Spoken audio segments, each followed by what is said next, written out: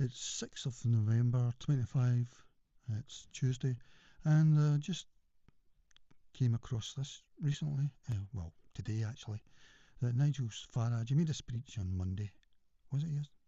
Yeah, it was. And I saw this bit about global corporations and capitalism, and I just thought he was a straight-on Thatcherite, which in a way I would see as taking in corporations as well.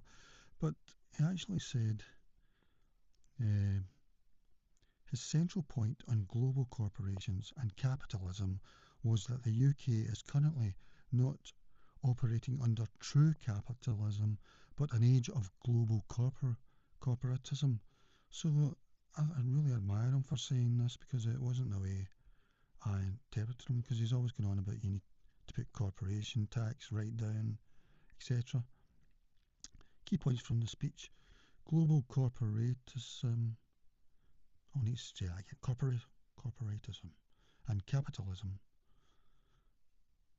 Farage argued that the economic issues facing the country are not a failure of capitalism, which he defined as free enterprise, risk taking, and rewards, which I respect, that's a good way of putting it, but a failure of global corporatism. Influence of big business. He claimed that big businesses virtually control and own the political arena. Yeah, that's how I see it. I see it as like the Monopoly game, you know. Once you end up in owning all those big streets at the end, you know, that's you, really. It always ends up in a monopoly or a duopoly.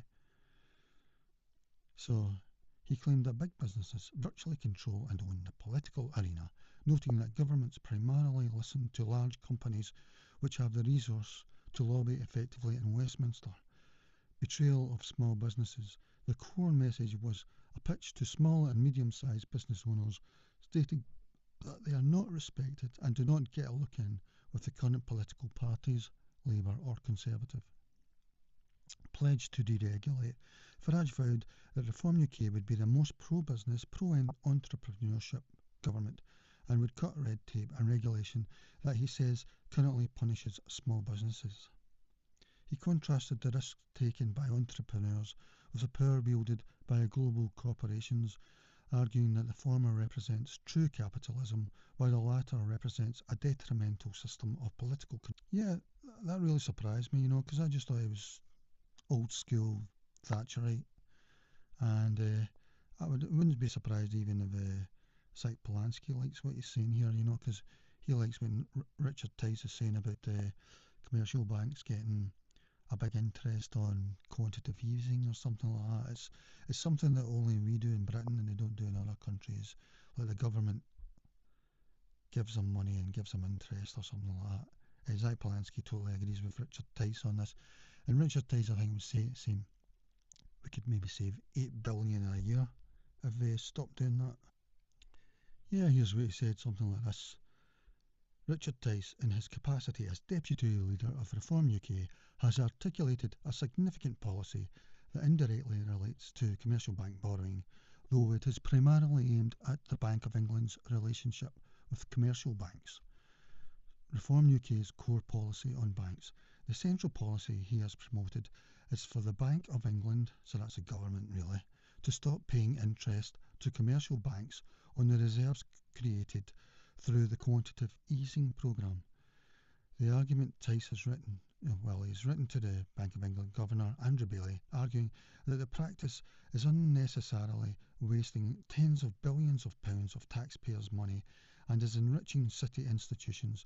The estimated cost of this is approximately 35 billion per year. I didn't know that. I thought it was 8 billion.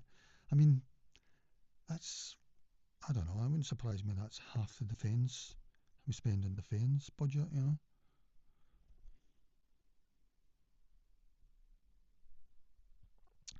I mean, somebody described these things as sort of corporate benefits, and I think that's a good way to look at these sort of things, you know. I mean, it's ridiculous. 35 billion a year. I mean, when Keir Starmer was trying to put his disability policy through last year, he was trying to save 8 billion, and then the winter fuel allowance was about 2 billion. You know, I mean, 35 billion pounds a year. I mean, I don't know. Someone should be jailed for that or something. I don't know. I'm just saying that, you know. Anyway. to show you how ridiculous it is. The goal: the money saved from stopping these interest payments would be used to fund major tax cuts, such as raising the income tax personal allowance.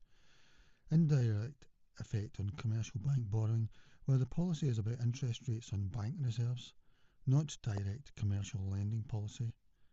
Some critics have argued that the Reform UK proposal could negatively impact commercial bank borrowing for businesses. But the thing is, to me, this is like the emperor's new clothes. I mean, Richard Tyson, Nigel Farage and Zia Youssef, they're all city people. That's where they started off, and they made their money. So to me, this is like emperor's new clothes, you know. There's a few of them about at the moment. For the rich people, there's the patriotic millionaires on X. If you follow them, you'll see that they're emperor's new clothes about the wealthy. And I'll just leave that for now. And so, potential for worsened conditions. One perspective is that if banks cease to receive this interest, they might worsen their banking conditions towards UK businesses and individuals, which could, we always hear this sort of thing, you know. I mean, if they shouldn't be getting that. It's a benefit, really. Corporation benefit. Selective tax. The proposal has been described as a selective tax on banks with the potential for knock-on effects for lending in households. But I think they're the only country that does it, so that's... And if Richard Tice is saying it, then it must be true, in my opinion, if it's to do with the city. And it sounds agreeable, you know. Tice has also called for a big reform of financial services and regulation, aiming to emulate the deregulation seen in the 1980s. He suggested looking at radical ideas to revise key areas, including regulators, growth capital offered to small businesses, pension savings, the tax code. This indicates a general desire to increase the availability of growth capital for small businesses through deregulation and systemic changes.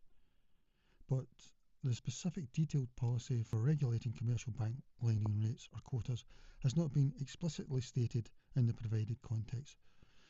Yeah, so anyway, you know, if they're going to behave like that, which sounds, I mean, that saving is probably more than, say, if the Greens get into power and they wanted to increase spending per year, you know, not, you know, or even socialists. So I'll just look and see a minute. I mean, here's the current spending of some UK government departments. Home Office 20 billion, Justice 11.9, this is per year, well 2024.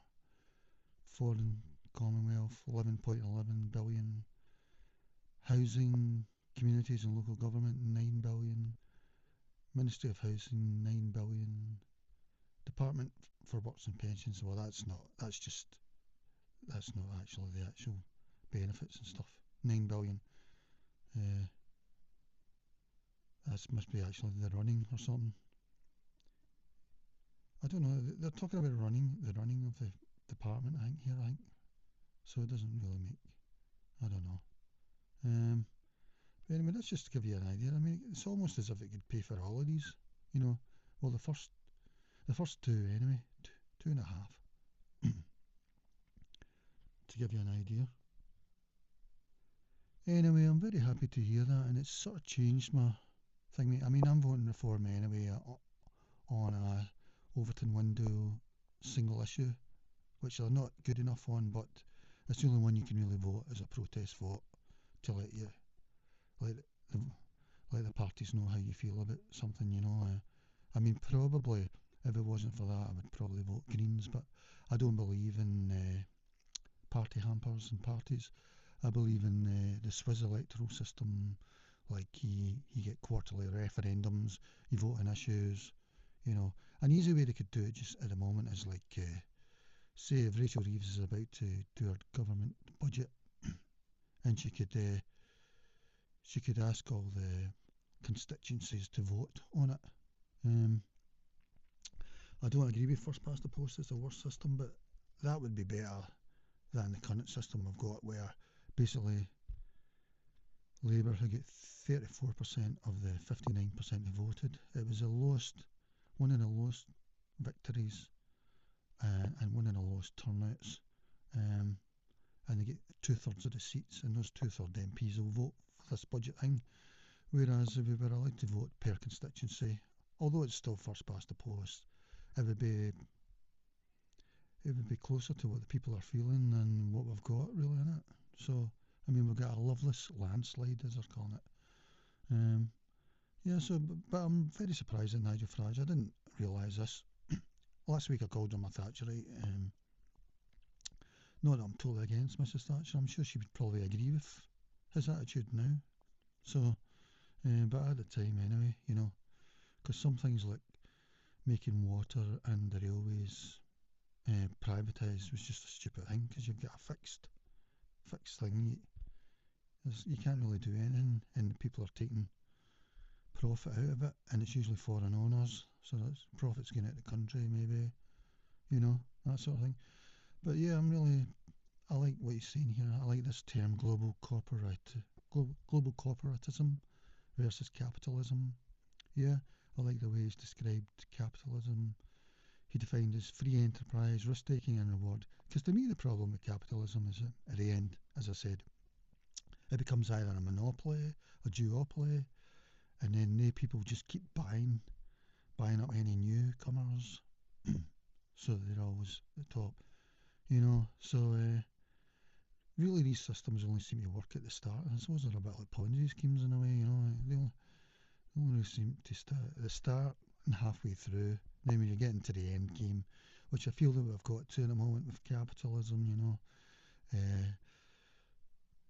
grandparents bought, the people that bought the houses 30 years ago, they get a 80% discount from the councils, but not if they were buying privately. You don't get an 80% discount from a private buyer. But now their grandchildren can't get a house. So we're at the end game of that housing thing. All right, that's all for now. Bye bye.